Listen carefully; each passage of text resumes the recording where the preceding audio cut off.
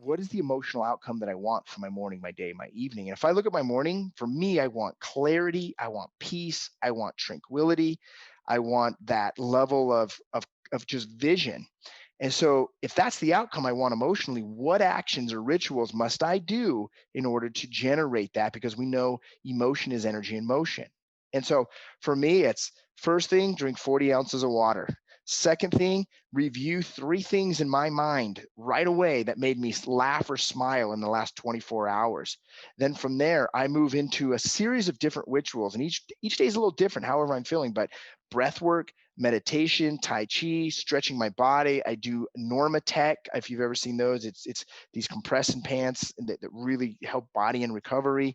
I do journal writing, but I spend time just being able to be inside with myself and just become the observer of what's going on. I don't have to make any decisions. I don't have to solve any problems. I just get to sit with myself.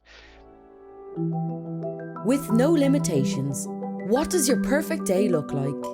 What if it's possible to live like that every day? Would you wake up after 9 a.m., have perfect health, maybe fire your boss, have the money and freedom to do what you love most?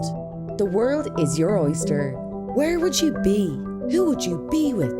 The possibilities are endless.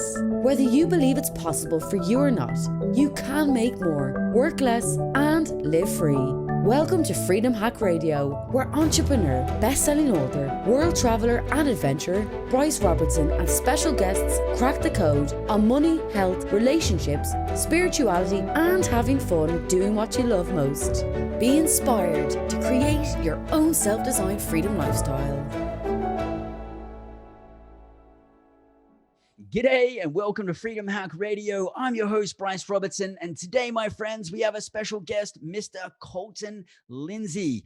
Colton Lindsay has become a very successful realtor, broker in the real estate world, and he spreads the love by teaching people how to make millions and how to live a very fulfilling life. So you guys want to listen to this, but the amazing thing about Colton and our conversation that we're having here today is there's a lot of chaos that's going on in the world right now. And we dig into how to thrive and how to dig through all of this chaos and find the golden nuggets and how to be the people we need to be to find the opportunities, keep the positive mental attitude, and thrive in all of this while it unfolds now and all through 2021 and beyond. So I think you guys are really, really going to appreciate this topic that we're going to cover today. It's a really relevant topic, tons and tons of nuggets in there. So make sure to get dialed in. And for those of you listening for the first time today, this is Freedom Hack Radio, where we live by the freedom trinity of financial, time, and location freedom.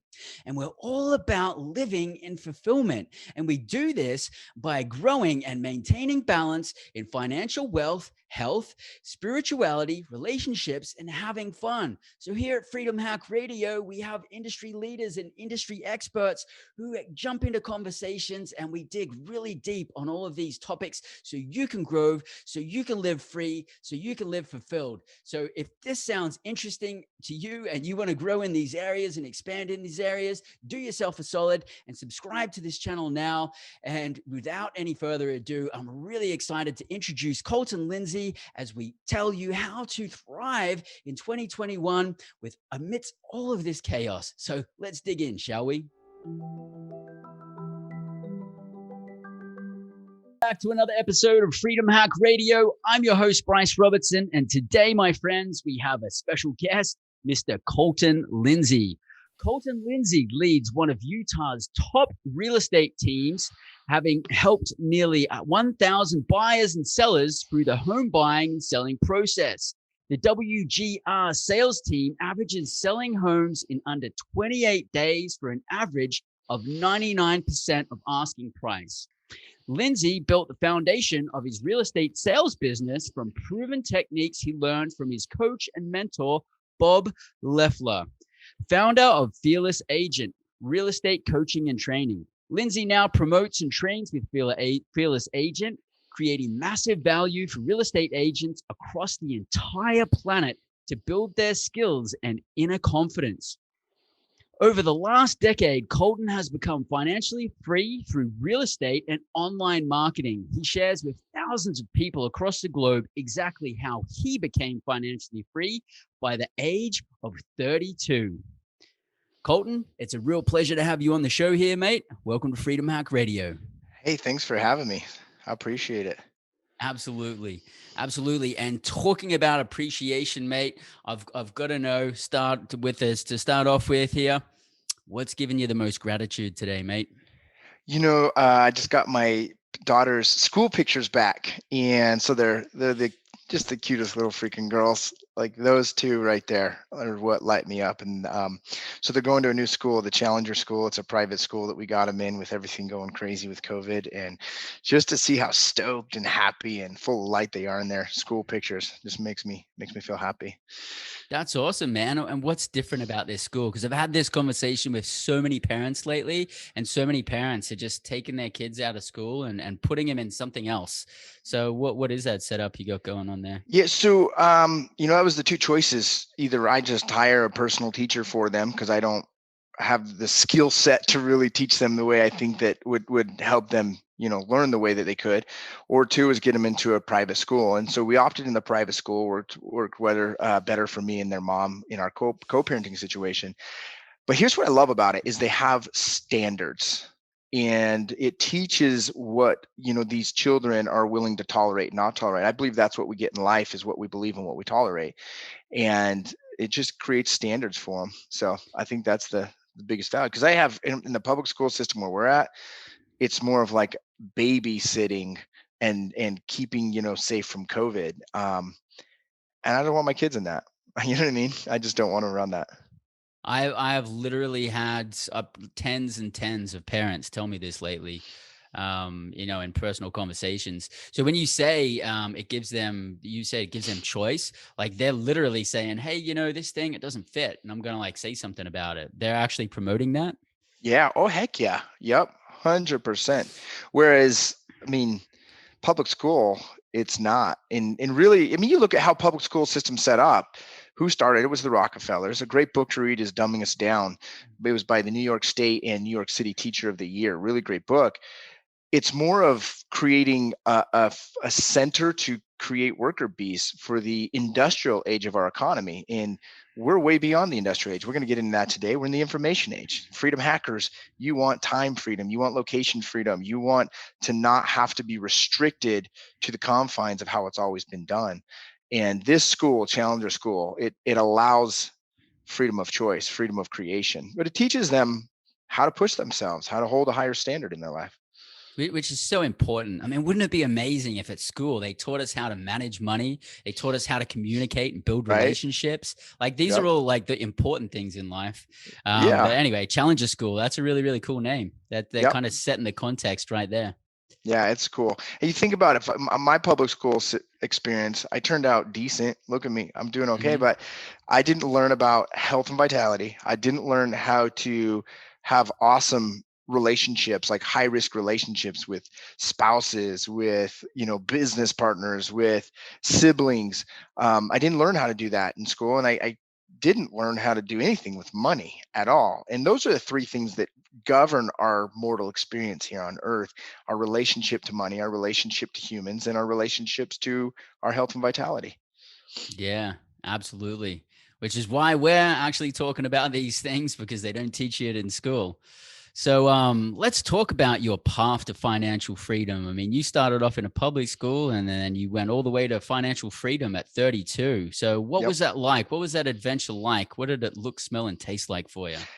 So the first time I heard the words financial freedom was probably 21, 22 years of age. I had gone to what was called Financial Freedom Fast Track, and I'd met a guy named Garrett White. I don't know if you've heard of Garrett White. He has Wake Up Warrior. He really is a huge movement for men today. Heard of Wake Up Warrior, yeah. Yeah. So, but this was back in his early days of his business. In fact, if you learn more about him, it was at he was at the rock bottom of what he was going through in his life. But that was when I'd heard the words financial freedom. I never even knew this was a possibility. I thought growing up, if I could get a job making $75K a year, have a nice truck, dude, I am set in life. And when he said that financial freedom is where your leveraged residual income pays for your desired lifestyle, I first of all thought, like, what the fuck is leveraged residual income? That was my first Mm, question.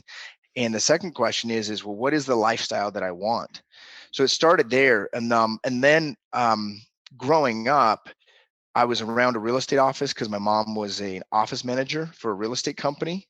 She okay. was, and so I saw these realtors driving nice cars. I remember the first one. Today it's like I would never buy this car, but it was a red Hummer, and so I was Hmm. like, dude, that guy's got some money. He's got something going on. And so that was what led me to real estate as the beginning of creating financial freedom. But what I didn't realize is that making more money was not the secret to financial freedom. It's the cash flow management and the tax-free wealth portion that really creates the financial freedom. And then 2000, I don't know, 12 or something, I can't remember the exact year, I went to my first MMI with, it was New Peaks at the time, T. Harv Eker's program, and that's where I just really started to reset my financial blueprint. I learned how to manage the cash flow. I think that was the defining moment for me that set me free very quickly, was managing my money. I still remember his phrase, you can't manage a dollar, you never manage $1 million. And Hmm. I just obsessed over managing my cash flow. It helped too. I'm a saver naturally. My money personality is more of a saver, and so I get excited more about like doing that part. Then by 32, I was financially free through real estate investments, through online business, through, my real estate sales business that I still have. Right now, I'm selling a business, which is really, really cool. The fact that I've created a business I'm selling, it's been a rocky road through the dissolving of it and selling it, but it's just cool to see what I've experienced through this process. That's awesome. So let's just dial that back to when you were learning things at MMI and you were learning about, how to manage your money, and, being a saver was natural for you. But part of what you learned was that you actually have to take a portion of your money and spend it and not actually hold on to it, because you've got to like be comfortable putting it out there and not Yep. hoarding it. Right. What Yeah. was that experience like for you? It was cool because it gave me a path, but what it really taught me was the reason I'm a saver is because I saved out of fear and scarcity mindset as opposed to out of Mm, abundant mindset. And I'm still to this day, I'm 36. I'm working with one of my coaches right now on that detachment of emotion and money, really detaching from the outcome financially. And what I've learned is that creating wealth is 20% skill set and strategy. Anyone can learn it. mhm. Seriously. But real fulfillment that comes with the success, that's 80% psychological and emotional. And that's where I invest a lot of my energy now, is working on my inner world and my connections with the outer experience. Absolutely, absolutely, and I totally agree. So, on that note, you're in the beginning. You're on the path to financial freedom. It's all about money in the beginning. Probably that's what it was like for me. Yep. But then, when I achieved financial freedom, I had a radical shift, because I'm like, now that weight's off my shoulders. Okay, the fulfillment thing hadn't kicked in yet. So I had to Yeah. explore different possibilities. So, what things did you realize? So, what does fulfillment mean to you? And Great question. of this mindset, what areas are you working on? I love that question. In fact, I would say when financial freedom came with me, the pressure didn't release. And because my financial freedom path was so ego driven, was so scarcity driven, I felt more pressure. Like I had to freaking keep this image up because I worried Mm, more about what other people thought about my mhm. financial freedom and the success that I'd had. I worried about what my parents thought, what my spouse at the time thought. I worried about keeping everyone else happy except for myself. And so I discovered Abraham Hicks. I don't know if you've ever studied anything with Esther and Abraham Hicks. Amazing content. And then a friend of mine passed away. So I had two things happen over that time frame. And Esther Hicks, she talked about what is the meaning of life. I think everyone's had that question, and her answer was so simple as the meaning of life is life itself. And it went back to what T. Harv says: is we're meaning making machines. So life really is, the meaning is what I make of it, what I Mhm. choose of it. And then she said, well, what's the purpose of life? And her explanation was joy, peace, tranquility. And I was like, fuck, dude, I want that. Like I crave that presence, that experience in this moment. And then a friend of mine passed away from stomach cancer. He was only 39. I think I was 31 or 32 at the time, somewhere right around there, about the time financial freedom was coming into my life. And I asked myself a question: what do I want to do before I die? Because that was when mortality slapped me in the face. And I said, I freaking want to be healthy. Like, I truly want to be healthy. And although I created financial freedom and financial success, I was 50 pounds overweight. I was smoking weed all the time. I was drinking alcohol all the time. I ate shit food. And so I had sacrificed this one vehicle that I must have here mortally, which is my body, in order to create the financial freedom. So that was the first thing I started with in this journey to fulfillment. Was I got my health in order. And that was, working with Thomas. We talked a bit about him and my journey with Smoothie Shred and understanding how the body even freaking works, because I didn't know. I wasn't taught this in school. So that was the first step. For our listeners, real quick, you were just referring to Thomas Tadlock that we actually just had on Freedom Hack Radio a couple of weeks ago. So, oh, nice. Yeah. Yeah. So he's been very instrumental in the financial and the fulfillment, especially that health aspect, for sure. Mm-hmm. Mm-hmm. Yeah. And then, so you're working on your health, you're carving down at that 50 pounds of overweight and like poor diet, and Thomas is helping you get back in shape there. Yep. So I did that. I focused on that. And then as I went through this, I can't remember the year. It's probably been 3 or 4 years ago, maybe 2016 or 2017. My dad retired from his job. And I watched him about a month after he retired. He'd worked with what's called Dominion Gas. It's a natural gas company here in Utah. And he worked with that company for 40 years. And I remember he started it was one company, then it became another company by finished. I mean, he went through 3 acquisitions or mergers by working there. And he had a bit of a breakdown about a month after he retired. And that's when it slapped me in the face. One of the second 2 fears that we face as humans. One is a fear of our own death. We have these fears. So I'd faced the fear of poverty through financial freedom. I faced the fear of my own death when my friend Mike passed away. And then when my dad was going through his situation, it started for me to face a new fear. And it's the fear of the loss of a loved one, that I became aware, okay, not only am I going to die one day, but my mom and dad's going to die. My children are going to die. These relationships I've developed, they're not going to stay around forever. And I started to ask myself, what do I want to create with these important people before they die or before we're no longer together? And I just started discovering these things that I could do to have real connection with myself deeply, at the deepest level, with my creator, and then connection with these important people. And like, for example, my biggest goal over the next 6 months is to hit 30 ski days with my dad up at Snow Base. If I hit 30 fucking ski days with him, that to me is a home run over the next 6 months.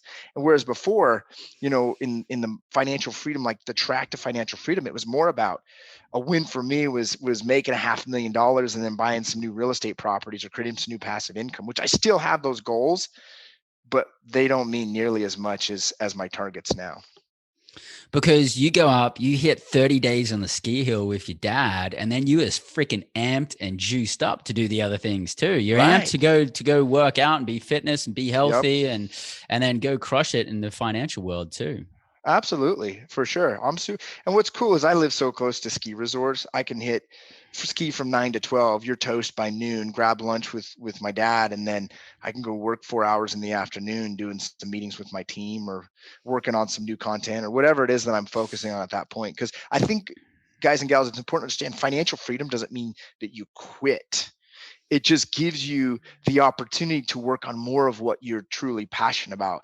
And the question that I early on in the my journey to financial freedom, I would ask is, what do I want out of life? I'm sure, Bryce, you've asked yourself that question before. I've really stopped. I still ask it a bit, but I ask another question more. I ask, what is life asking of me? And that's what I turn my attention on, is what is life asking of me?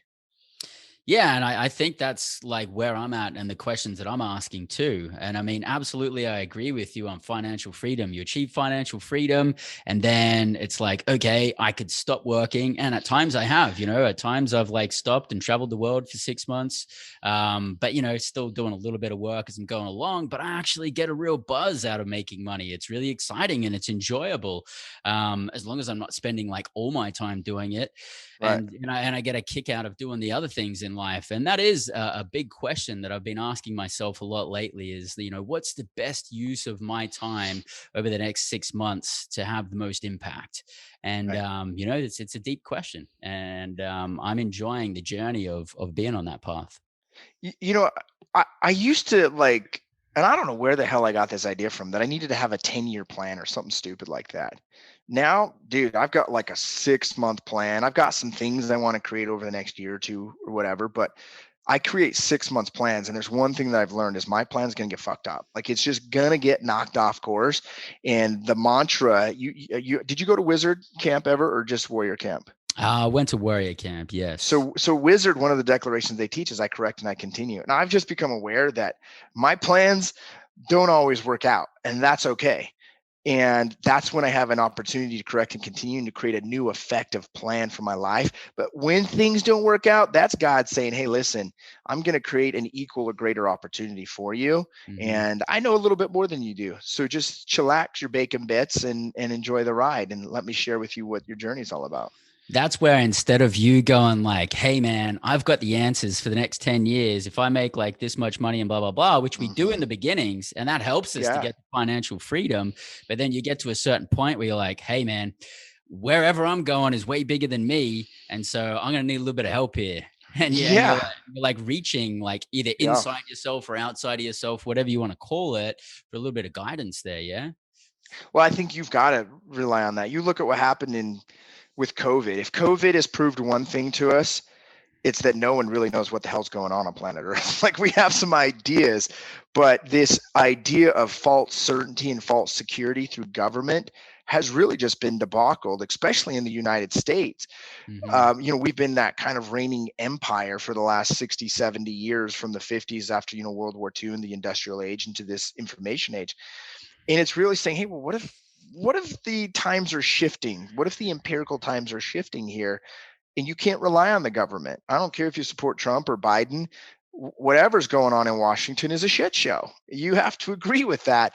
And you cannot rely on a stimulus check or Governor Newsom or Governor Herbert or whoever to fix your experience here on earth. So you better start like stepping up. But when you can do that and you can step into that uncertainty and you can become comfortable with that chaos, that ambiguity, that unknown. And Tony Robbins says this all the time, our success and fulfillment is directly proportionate to the amount of uncertainty that we can comfortably handle.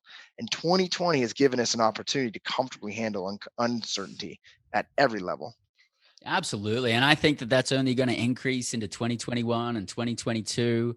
I mean, we've got unlimited money printing right now. We've got fractional reserve banking in our financial systems, which Right. amplifies the quantitative easing and money printing. And then, when you look at the world actually 70% of the reserves in the world are backed by US dollars. And we actually have a massively debilitating US dollar situation right now where Yeah. US currency is kind of eating it, and it's going to pretty much be gone in the next few years. I think so. I think so too. And that's going to affect 70% of the world, and that's most Right. of the main countries. So really, it's probably going to affect about 90% of the world's population. So we're definitely coming up on some massive, massive changes. I've heard so many people say, "Oh man, I can't wait till it just goes back to normal." And I think that if you're actually saying that, you would have to come from a place where you just don't understand the things that are happening behind the scenes, economically and financially and politically. Uh, Yeah. because the next few years they're going to be a bumpy ride. And And what and I I, would say to people, Bryce, I would say, welcome to the new world order. There is no going back. So you better learn mm, the new rules of the game. If not, it's going to be a very dangerous experience for you. Even for those yeah, that are financially free, even those that are financially free could just be completely disrupted if they're waiting for the normal to come back. yeah. Yeah, and we may not agree with some of the things that are happening, but nonetheless, there's certain things that are being placed in front of us.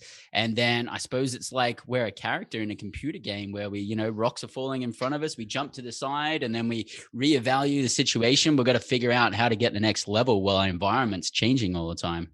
Did you see there was recently a study, I can't remember, it was like on Forbes or something was published, I can't remember for sure, that there's scientists that kind of are like, hey, if we've got a 50-50 shot, we are living in a simulation. Who knows? Maybe we're a bunch of sim cities on here. I don't know for sure, but I do know this. I exist, and I am so freaking grateful that I exist in this moment. Whatever's going on, I'm experiencing. I'm just so grateful and so Mm-hmm. blessed to get to experience this moment. That's perfect, and that's a perfect place to come from. And actually, in my growth, that was one of the challenges that I had. Was in the beginning, I didn't really have a ton of gratitude for things. I was like, I will have gratitude once I have this, but I wasn't like, oh, I'm waking up in the morning with gratitude. Whereas I had to go through that process of learning to enjoy things now in the moment as they are, and those things in the future, they'll come, and that's cool. And then I reached a point where that became like really, really freaking easy. And now, through my day, I'll walk around my property and I'll go, man, like, thank you. This is beautiful. I love my life. I love everything that I get to do. And it's such an amazing feeling. And I've got to say, like, gratitude really had a huge, huge shift for me in my life with my fulfillment and things as we're growing. So yeah, But I that's think that's huge. where gratitude is mixed with grace. Grace is God's way of giving us an opportunity to find gratitude in the most difficult challenges of life. Um, and when we do that, we'll find out that those challenges that we old ways, our old patterns wanted to be upset with or blame or avoid responsibility or be angry or frustrated, when we can actually be like, this is a gift, we can see it as the universe creating some chaos. And one thing I know about chaos is there's always some better experience coming from the chaos. And so if we can learn to embrace the chaos, like we're experiencing as a global experience right now, we've always had chaos in our life, but if we slow down and become that eye of the storm, become calm and centered through it, we can really see that everything happening right now is happening for us, not to us. It's not a punishment, it's a gift. Yeah, there's an absolute abundance of opportunities that exist with all of this, because at the end of the day, there's still all of these people on the planet with needs, and as things shift, needs are going to shift, and Yep. people like you and me can fill that gap and fill that void and help provide massive value to people throughout that process. I really like what you said before about, we could be living in a virtual reality, and that's almost a literal comment as well. Because if we look at the spectrum of light, if the spectrum of light was like this long, of all of the spectrum of light that's possible, human beings, we can interpret about like that much. It's like the Yep. tiniest little bit of the rainbow colors and everything like that. And outside of that, we've got ultraviolet and infrared and gamma rays and all of these things, which we can't see, but other beings may be able to see. I mean, dogs sit in the corner and bark at something that we can't see. Maybe they can, and we don't get to interpret, as humans, we don't get to interpret the full sound spectrum either. Oh, yeah. So there's a lot of things that are actually happening around us that is scientifically proven, but we can only interpret like a tiny little bit. So if we think we know exactly what's going on, I think that's a little bit naive of us these And days. that's where faith comes in, believing in things which aren't seen but which are true, trusting in God, creator, universe, I call it God, and ultimately trusting in self. We've been really, public school system has done one thing for sure, that is taught children to not trust in themselves. And I think financial freedom and fulfillment freedom comes from trusting in yourself and betting on you, and trusting that you're on God's side and that God, she's on your side at the end of this. And when we can do that, we understand that financial freedom is not financial stability like has been taught through the traditional financial world, but to me it's financial ability, the ability to go create a flow of currency exchange. And it doesn't need to be US dollar. It doesn't need to be any type of actual printed currency today, or digital currency, whatever you want to call it. But right now, there's a currency that's going on. The real currency I believe is most important are relationships. And if you can begin a relationship and identify, does that relationship fit your standards that you're willing to tolerate or not tolerate, and then nurture and develop those relationships, you never know what's off radar that's going to be gifted through that relationship. And when we can look at it that way, we're all really financially free when we can understand that. Absolutely. Absolutely. And we can do that in so many other ways too, like food and things like this. There's so many ways to help each other right now. Hmm. I mean, it's pretty interesting, everything that's happening right now gives us the ability to cut out all the noise and all the Hmm. crap that gets injected into us through media and think about what's really important. And I thought that was a valuable time when all the lockdowns were happening. Me and my wife is sitting at our place and we're going, we love our life. Like we love where we live and we love living with each other.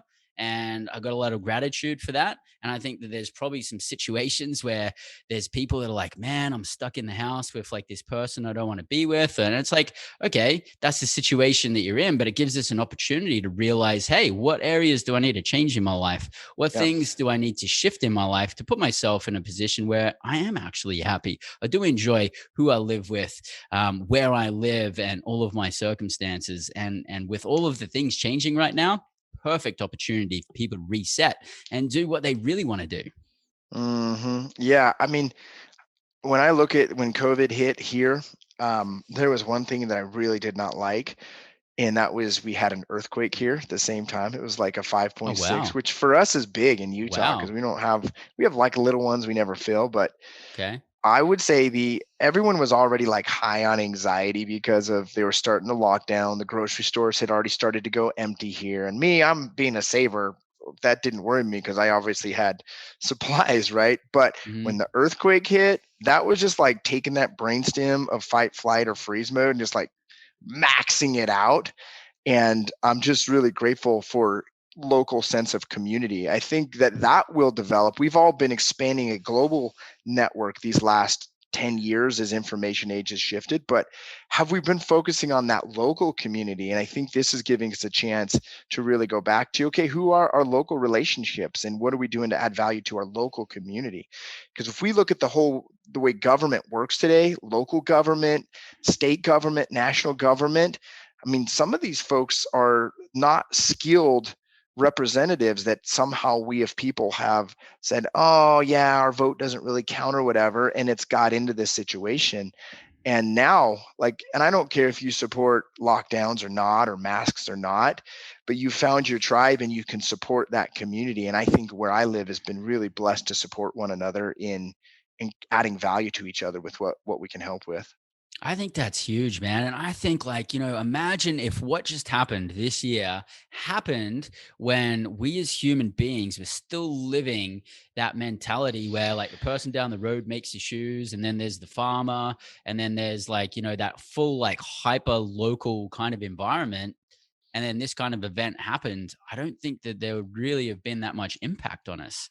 But because we rely so much on international exports, and then those trade agreements and whatnot get cut off, it's put us in a really vulnerable situation. So I would like to see, and I would hope that in the future, to sort of mitigate those risks in the future, we're going to see a lot more local stuff, a lot more locally grown foods, a lot more locally grown or made Hmm. products, which is Right. actually supporting our local community. And it's like better quality stuff anyway. Yeah. Well, you know what me and my girlfriend have started doing is we've started getting into hydroponics this year to where we're growing our own vegetables and Hmm. at home, which is really freaking cool because think about this, how would you sustain if there was a supply chain cutoff? How would you sustain sustenance for you and your family? And you have to start looking at these ways. A great book to read is called Anti-Fragile. He's Yeah. the same author that wrote the book Black Swan. Great freaking book. And Navid Talib or something. yeah, Yeah. yep, great book. And so the idea of anti-fragile is that when something destructive happens, there's one of three things that how you can come out of it. One is you're fragile and you're destroyed. Two is robust, you just remain as equally as well. Three is you actually grow from it. And that's what we want to look at. And a great example in business is a company called NordiTrack. I don't know if you've heard of NordiTrack. They do home workout equipment like treadmills, bikes, Okay. like Yeah. at Yep. home workout, right? They have gone up 1,000% since COVID. Why? Because Yeah. they're not going to people aren't going to gyms. They're building out their home gyms right now.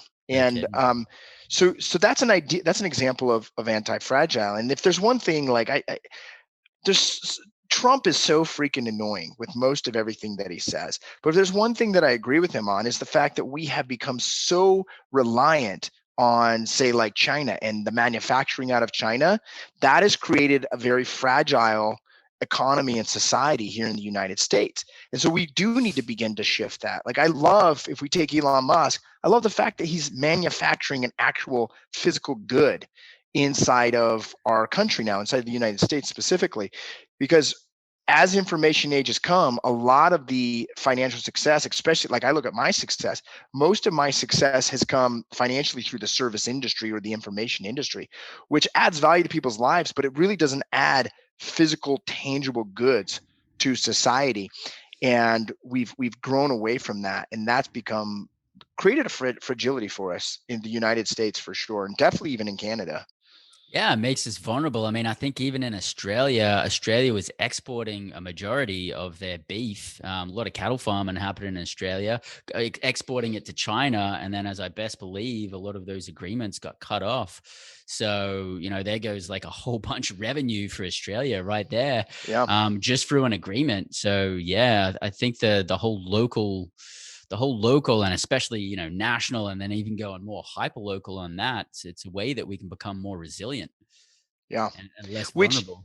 if we go back to, and I'm so grateful that I really moved to, I would say I'm like 98% plant-based. There's every now Hmm. and then my dad will smoke some ribs that I'm just going to eat, and I just don't Hmm. care, right? Like, it's delicious. Hmm.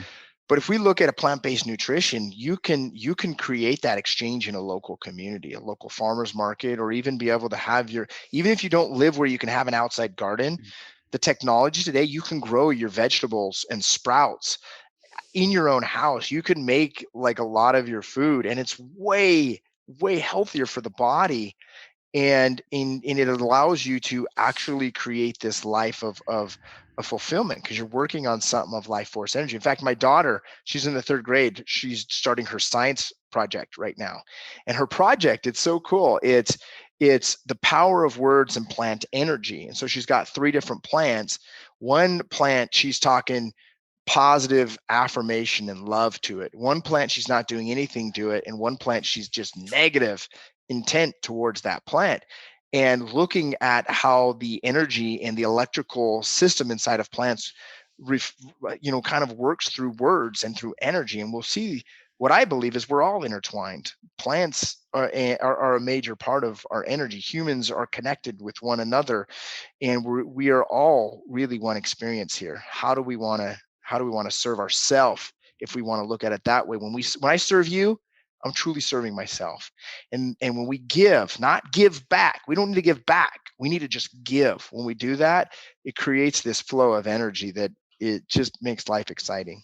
That's beautiful. And is your daughter actually tracking the results on this? Because I know that there Yeah. was that study by the Japanese, I believe he was a scientist that did the water study, Mhm. about giving love and energy to water, and then anger and all of this sort of stuff, and then they froze the crystals, and then Yep. every time he gave positive energy to it, it was like beautiful magical crystals, and then every Yep. time he gave bad energy to it or even played heavy metal music, it was like chaos and just Yeah. like disorder in Well, the water particles. yeah, she's just starting it. So her hypothesis is that if she gives more love and positive light and energy, through words and love to the plant, it's going to grow even better. And if she gives hate energy to the plant, that one, is going to not grow so well. Not to say that it's going to die. In fact, what she even thinks is that the plant will still grow, but it won't grow as well. And in fact, it's the inner workings of the plant that will be less healthy.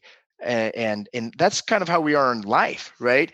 How many people do you see out and about that on the exterior they seem like they've got their shit together, but on the interior they're just Broken. broken? Yeah. Yeah, and I think that whole like food concept in this study with your daughter could also be translated to how we digest foods too. Like, are Yeah. we angry? Did we just get in an argument and we're like we're angry when we're eating? Because that like energy is converting into our food, which is literally being embraced in our body. Or are we like, do we have gratitude? Um, Yeah. So of this topic, like, we've talked a lot about, love and gratitude. What Like, how have you increased this in your life? And like, do you have daily practices, or Sure. what does Oh that yeah. look like for you? So I teach with inside of my WGR Academy what I call life management. And for years, the lie and the myth is time management, which just doesn't sound great, right? Like managing time. I like managing life. I like so the course is called Life Management, Your Life, Your Show, Your Reality. And I believe we have three major parts of our day, Bryce. We have a morning, a day, and an evening. Mhm. And these parts of our day are consist of routines, kind of things, actions that we go through that contribute to our experience here on earth. And if we look at it, the old saying, if I ask you this, time equals what, Bryce? Time equals money is a saying. That's Yes. the saying, time equals money or opportunity. I believe time equals emotion. And so if I look at my morning, my day, my evening, and I know that there's a series of actions or rituals that happen that create that routine, what is the emotional outcome that I want for my morning, my day, my evening? And if I look at my morning, for me, I want clarity, I want peace, I want tranquility, I want that level of just vision. And so if that's the outcome I want emotionally, what actions or rituals must I do in order to generate that? Because we know emotion is energy in motion. And so for me, it's first thing, drink 40 ounces of water. Second thing, review three things in my mind right away that made me laugh or smile in the last 24 hours. Then from there, I move into a series of different rituals, and each day is a little different, however I'm feeling, but breath work, meditation, tai chi, stretching my body. I do Normatec. If you've ever seen those, it's these compressing pants that really help body and recovery.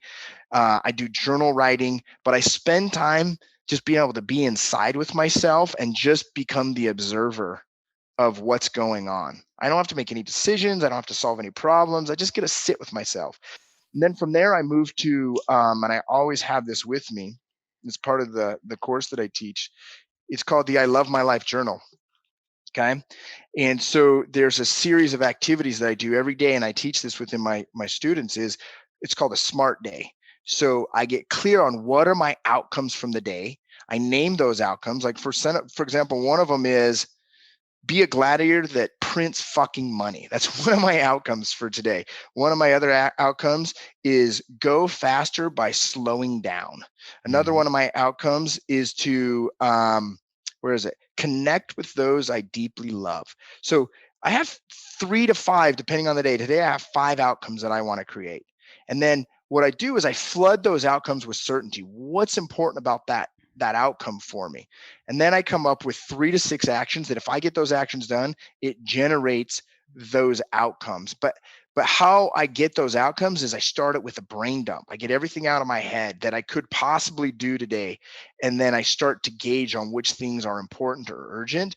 And I put them on there. And if I get 75% of my actions done throughout the day, it's a fucking win for me. If we look at my daytime routine, the emotion that I want during the day, typically that's when I'm in business mode. I want fucking certainty. I'm going to drive results into my business. I'm going to drive results into my portfolio. I'm going to drive results in my sales team.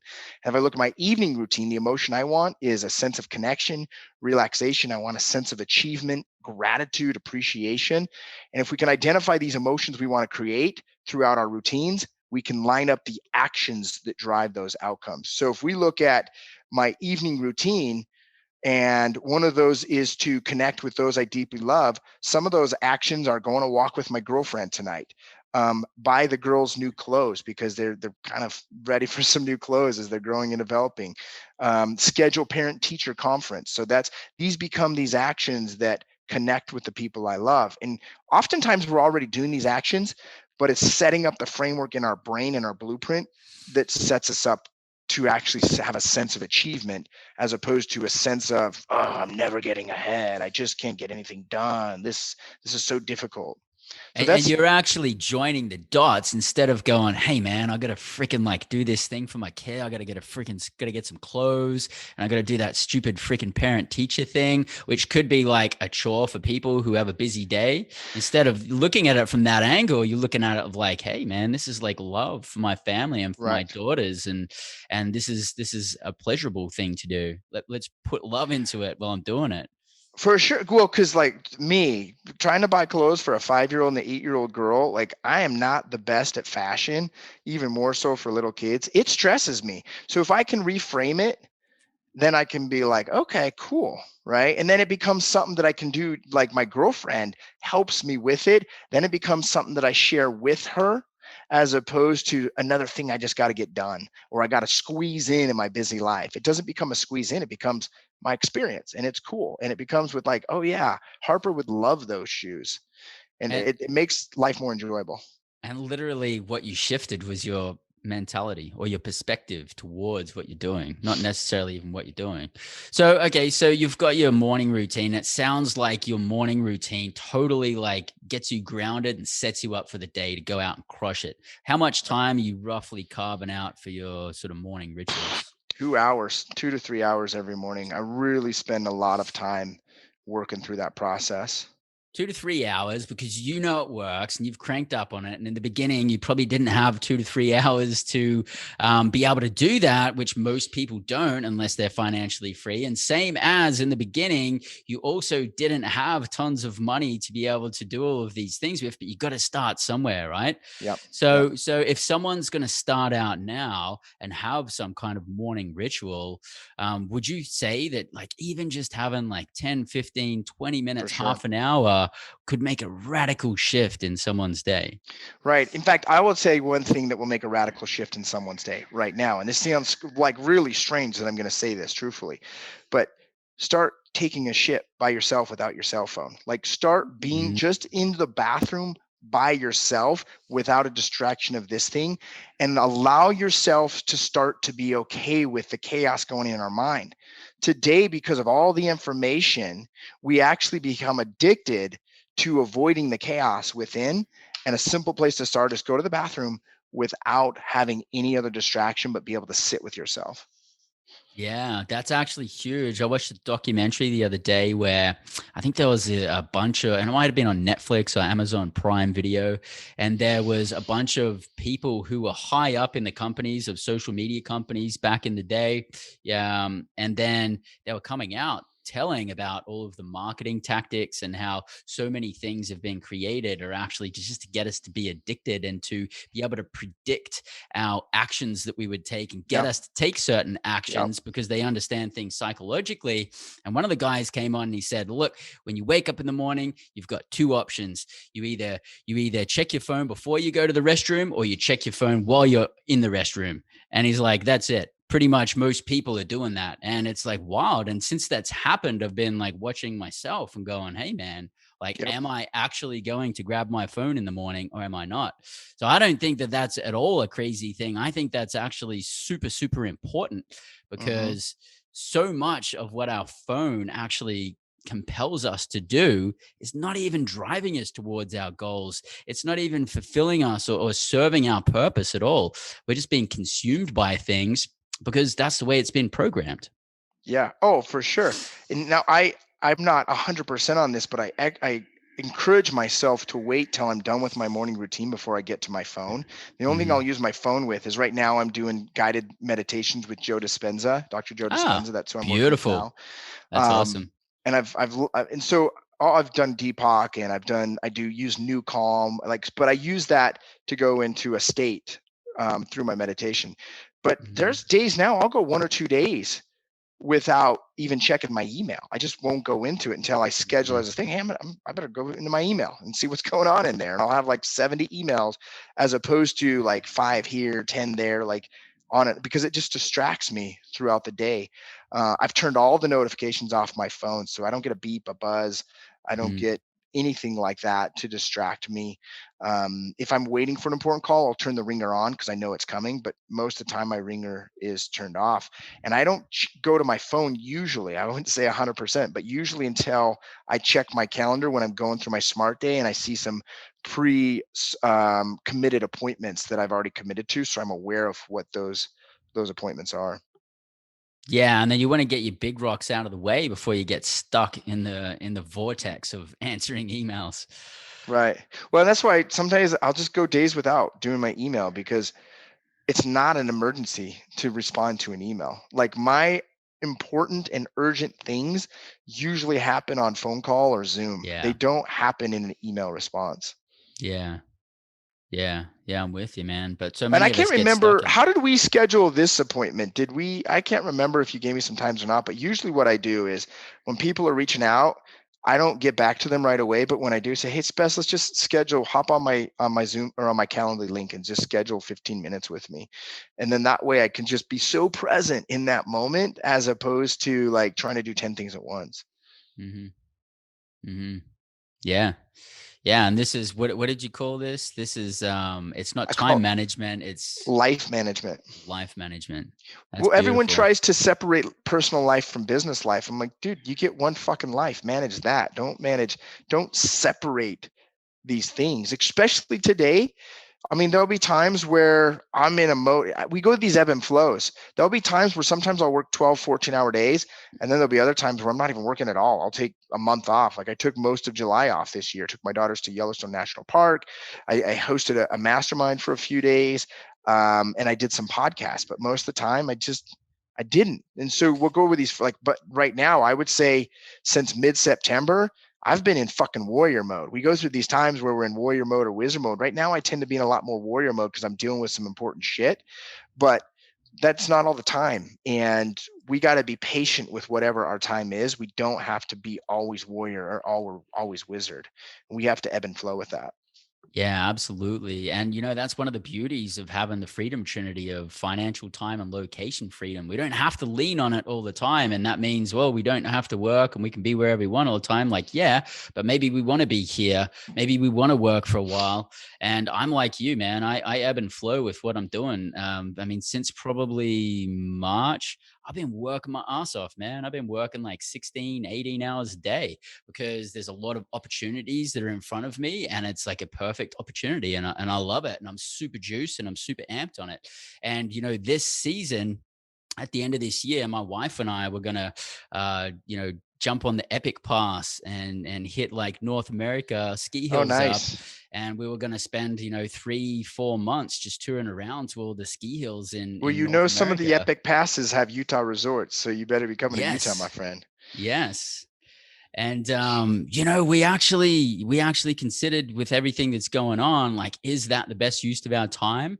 And at this point, we don't know if we're going to be like, snowboarding for 4 months. It may be something that we push on to next year or Yeah. whatnot.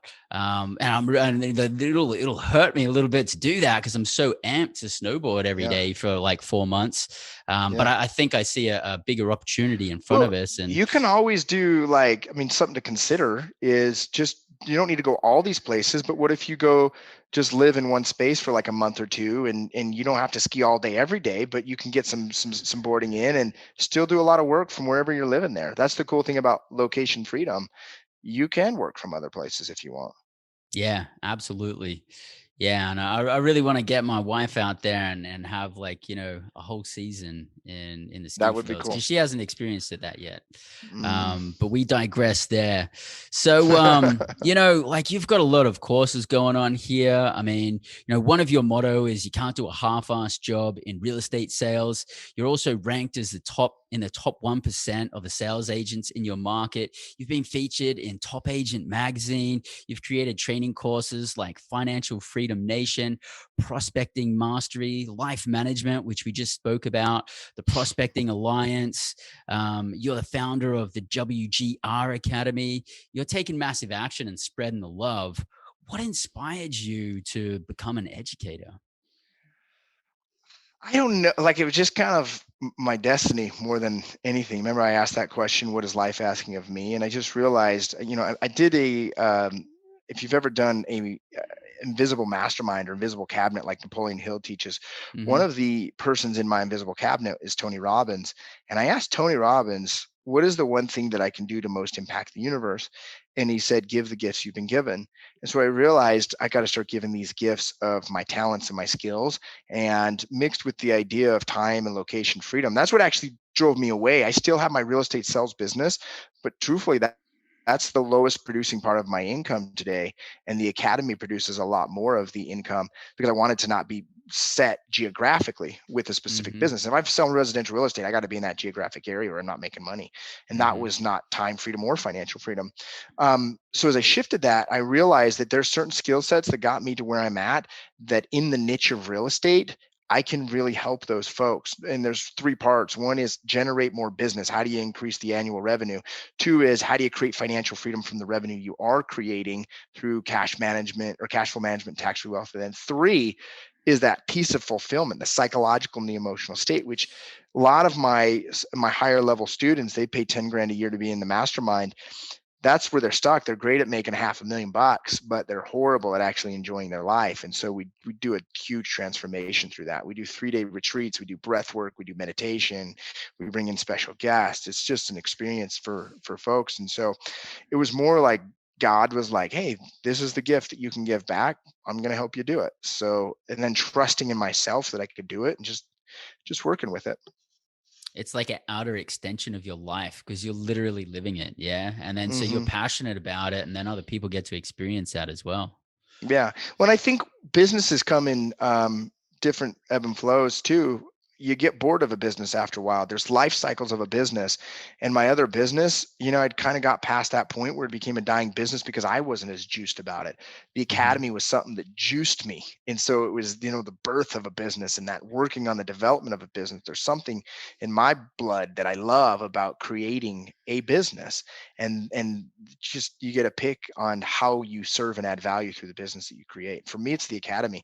We've got three different levels in our program now, even based on from what you've talked about. We've got one-on-one coaching. People pay me 30 grand a year to get 3 or 4 15-minute calls a month with me. We Mm-hmm. have our mastermind program that's currently 10 grand a year for 2 events, and everything else is virtual, and it just impacts their lives deeply. And then our newest growing program, which used to be the Prospecting Alliance, we've evolved it to just the Alliance. That here is going to now, it's developing into a 6-month training system, and the tuition on that's going up to $5,000. So number one is I got to make money, which is awesome. But two is there's a value exchange because I get to attract people that are committed, not just interested in the results that we talked about, but committed to getting those results. So you got to work with some phenomenal people. That's so true. And that's something that, some people find it hard to wrap their head around that, if you pay $100 for a course, you're going to get people who are willing to pay $100 for a course. And Hmm. it's very different from people that are willing to pay $5,000 for a course. If you're going to pay $5,000 for a course, you want to milk every single freaking bit out of it. And Right. isn't it cool to have that kind of Hmm. people in your energy? So Oh, for sure. how have you adjusted with all the things that are happening? I mean, I'm assuming some of these were live events and then now you can't do live events. Have you gone like totally online or like some partially online? Yeah, so I used to do an event that was anywhere from 300 to 500 people at it. In fact, I had just signed right before SF, what is it? Like right before the NBA canceled, about a week Okay. before I had signed. And that was when a lot of events like that one in Austin, SX, FX, I can't remember what it was called, was canceled. The Ultra event was canceled. Like big events were canceling and then major sports canceled. And I just signed a huge contract with Caesar's Palace in Las Vegas. And I was like, no, right. So that Mhm. stressed me. And then thank goodness my attorneys, having great people to work with, they looked and they saw force majeure, and I was able to easily get out of that contract. It didn't cost me any money, thank goodness, because the pandemic really was an act of God according to force majeure. Like I couldn't Mhm. commercially perform on it. And so Mhm. we've really shifted. Our long-term vision now is not to do big events. Like that used to be the thing. We wanted to do a big 500-person event. We would sell, introduce into our products. And now we don't do that anymore. We still do our smaller events, 50 people or less, and that's for our higher end, clients. Mhm. And here in Utah, I used to do it in South Florida and in Utah, but we're doing them all in Utah right now for the time being. It's a really rural place at Powder Mountain, Utah. It's the largest privately owned ski resort in North America. The facility's nice. I can bring in amazing caterers. We can have a nice, safe experience for people where they can social distance. They can, they don't have to feel like on top of each other. Whereas like the olden days in the events, you're crammed in like sardines. And so it becomes more of an experience. That's what we really deliver for our customers, our experiences.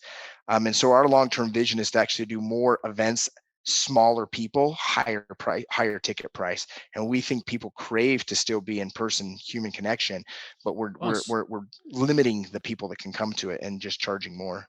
And then they can enjoy that fresh, beautiful champagne pow pow that's Yeah. just outside the window.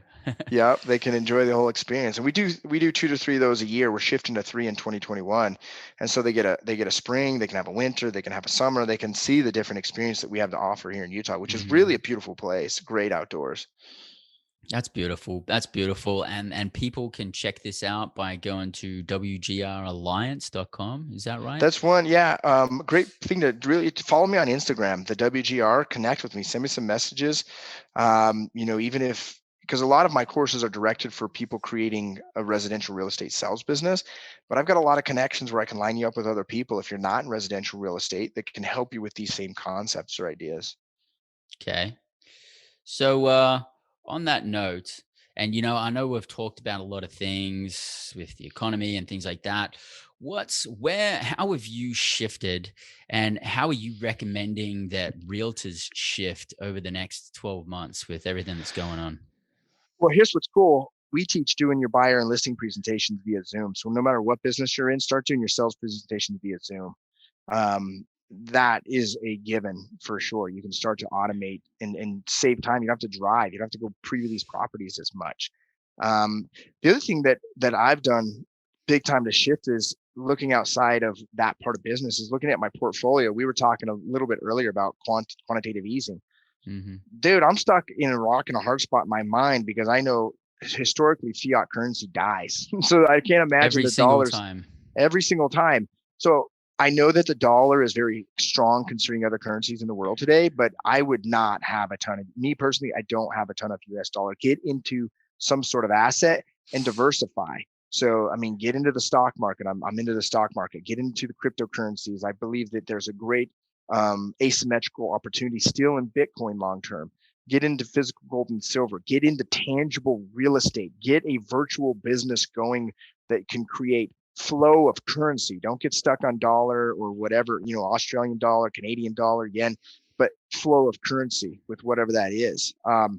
I think that's the key element on that. But don't sit on large amounts of cash right now, but have access to do it. So what I do is I actually have a lot of money in real estate with lines of credits so that when opportunities comes, I can draw against my real estate and still have Hmm. access to it. But I'm Hmm. not just sitting on, where I used to want to have a couple $1,000,000. Now, if I've got 600,000 to $1,000,000 sitting there, like I feel comfortable with that. Whereas before, I was like, okay, I wanted $2-3 million in cash for opportunities. I don't want to sit like that anymore. Yeah, enough play money to get some deals done and things like that. But and then also, I just want to add in here that at Freedom Hack Radio, we're not giving financial advice. We're not CPAs, No. attorneys, or lawyers or financial advisors or anything like that. Make sure that you get your own financial advice. But we definitely share things that we're doing and things that Hmm. we see, and then you guys can do your own research.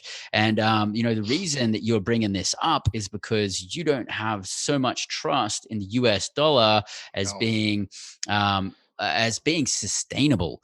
I think you and I are both on par with we're at the precipice of massive changes financially. And I mean, there was a new act that's coming out called the Banking for All Act, which sounds Yeah. pretty cool, one for all, but it's actually a way for the Federal Reserve, the Federal Reserve is not owned by the government. It's completely third Never has. party. It's owned by the banksters, JP Morgan and Chase and all of this. And so the banks actually really own it. Hmm. And this Banking for All Act, when it goes in place, basically there's all these small banks and credit unions that can pass through accounts, but everything gets held at the Federal Reserve level, so they really have control over everything. So they will literally have one central bank in America that will literally be able to oversee every single transaction that we do in our businesses and personal and everything like this. And that's just one thing that's happening Well, right what's scary about that is there's no accountability with that bank. So when they make the mistake, we pay for it. We pay for their Yeah. mistakes because that Federal Reserve or that one central bank, who's holding them accountable? Who's looking at all of Yeah. their transactions? No one. There's no Yeah. level of accountability there. So not only do I not trust the US dollar, I don't trust the central banking system. I don't trust any of the central banks worldwide. And I don't trust the government. Not that I believe government is required, but I believe that the government has become very, very corrupt. And I think one of the reasons why Trump is getting to the point where he's getting to is because Ice-T said this in an interview. He said, it's like he's the baddest ass gangster of all, because how can you find dirt in someone that's wading through waist deep in shit? And that's really what's going on in Washington. Is that's how Trump's getting away with, because they're all doing back end deals and dirty, right? They're all dirty there for the most part. And that's very normal in what we call the pride cycle of life. And we're going through hard times, and hard times will create strong men going forward, and strong men and people will create good times again. This has just happened to where we be in the cycle of humanity. It's not the end. I don't believe it's the end. I just believe it's the opportunity where we're at right now. It's more like we're going through a detox, kind of a financial and social detox, and like on the back end of that, we get to have perfect health in these areas. But we have to go through it, because the system that's been set up in the Western world, we've pretty much milked that one. We've milked the fiat currency. We've milked the current system. It's not sustainable. It's built on a house of cards, and the average person doesn't know about this. And this is why conversations like this, Colton, is so important, because some people hearing this are going to go, oh my God, like I never knew about any of this. And then allows them the possibility to go out and start researching it. And anybody who spends time researching it will find what we're talking about is there's so much to it. It's like a rabbit hole of information. There's so much information out there on this. But the brief synopsis is, like you were saying, look for tangible assets, look for, precious metals, even mining stocks right now have a lot of upside. And we're going to have David Morgan on in a couple of weeks here to talk about that. And, there's cryptocurrencies, and for people who don't know what a cryptocurrency is, that's basically a digital currencies that are outside of the system, a lot of them running on blockchain systems, which I think is going to be something that there's a lot of things that run on blockchain, even some that are backed by gold and silver. But anyway, it's a whole rabbit hole of information. What are you actually doing? Are you investing in the stock market? Are you I'm investing in stock market. Multiple currencies. Yeah, I'm investing in stock market. I'm investing in gold and silver, real estate. Like I said, I'm really well diversified. I believe that there's 5 major asset classes we need to be in. Number one is you need to be in some sort of liquid capital. You need to have, cash, sort of speak. Number 2 is I think business is an asset you definitely need to be in, a place that can generate and print currency.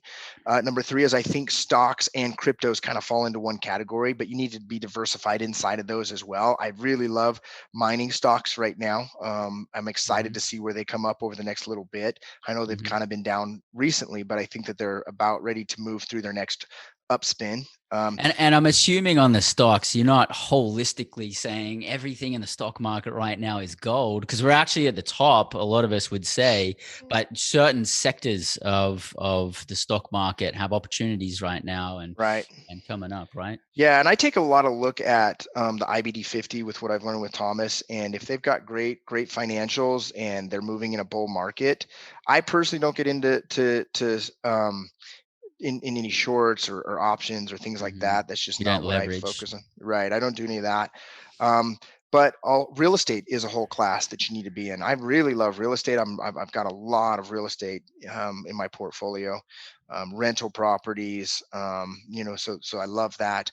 And I think you definitely got to get diversified in these different areas. And I think the last area is commodities, physical.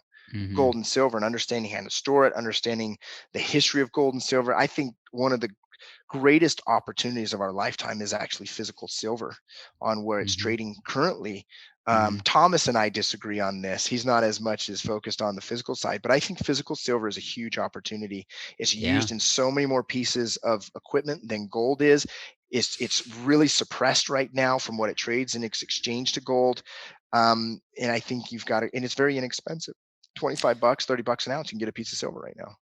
And when the fear of or the confidence in US currency and other currencies declines, and people get more scared about the currency. They're going to go more to silver as well. And the supply and demand cannot be met if everybody wants to jump on board in silver, which is going to crank it through the roof.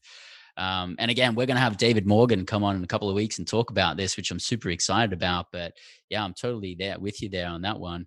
And again, here at Freedom Hack Radio, we're not giving any financial advice, or we're not CPAs or lawyers or attorneys.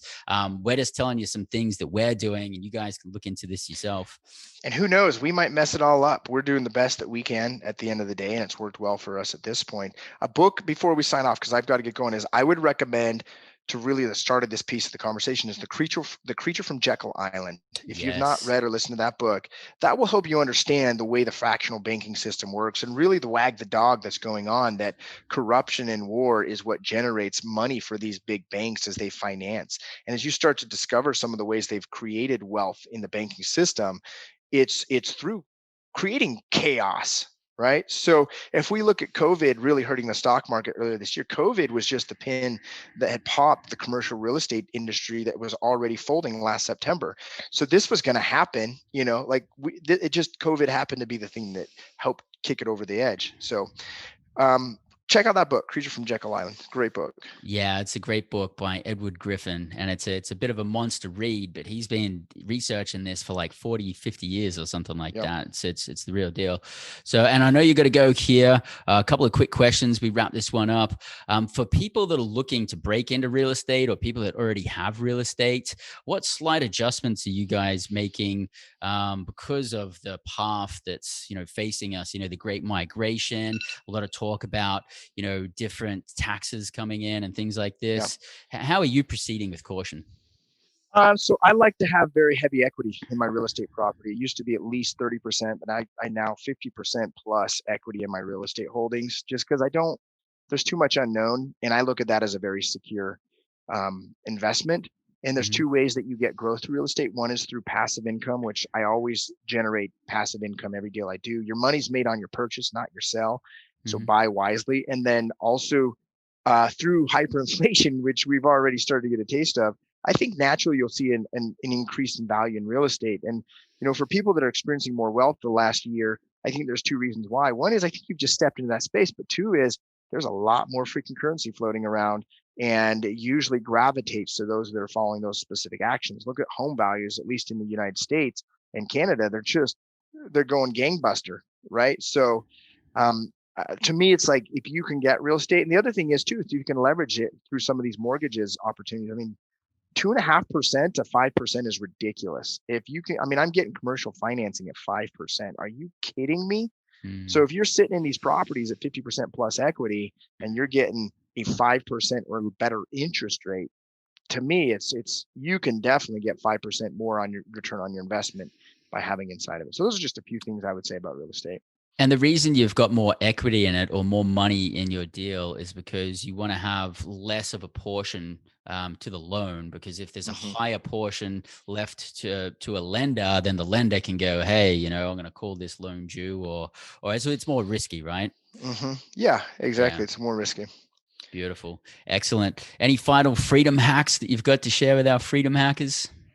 Listen, trusting yourself. That's the key ingredient to create freedom, because what you're really after isn't just financial freedom, isn't even time freedom. It's soul freedom. And when you can begin to trust in yourself, that's where your real freedom comes from. Beautiful.